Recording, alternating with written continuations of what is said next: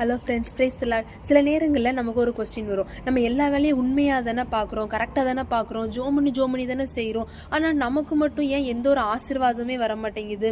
நமக்கு ரொம்ப கஷ்டமாகவே இருக்குது. சுற்றி இருக்கிறவங்க எல்லாரும் ஆசீர்வதிக்கப்பட்டுக்கிட்டே போகிறாங்க, அவங்களுடைய கையின் பிரயாசங்கள் ஆசீர்வதிக்கப்படுது. ஆனால் என்னுடைய வாழ்க்கையில் நான் செய்கிற பிரயாசங்கள், நான் படுகிற பாடுகளில் எனக்கு எந்த ஒரு ஆசீர்வாதமே இல்லையேன்னு சொல்லிட்டு சில நேரங்களில் நமக்கு கன்ஃபியூஷன் ஆகக்கூடிய ஒரு சுச்சுவேஷன் வரும்.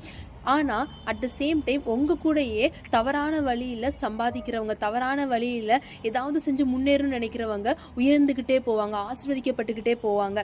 இப்படிப்பட்டவங்களை கண்டு எப்பொழுதுமே பொறாமப்படாதீங்க. நீங்கள் உங்களை எப்போதும் தாழ்வாக நினச்சிக்கிடாதீங்க. நீதிமான்களுடைய முடிவு நித்திய ஜீவன். இந்த துன்மார்க்கருடைய முடிவு எப்படி இருக்குமா, அது நரகத்துக்கு தான் அவங்களை கூட்டு போகும். ஸோ துன்மார்க்கரை கண்டு, தவறான வழியில் முன்னேறுகிறவங்க, ஆசீர்வதிக்கப்படுகிறவங்களை கண்டு எப்பொழுதுமே பொறாமப்படாதீங்க. உங்ககிட்ட இருக்கிற வச்சு உண்மையா இருக்கீங்களா? ஏசப்பாக்கு நன்றி செலுத்துங்க. இன்னும் அதிகமான ஆசீர்வாதங்களை பெற்றுக்கொள்ளுங்க. தேங்க்யூ.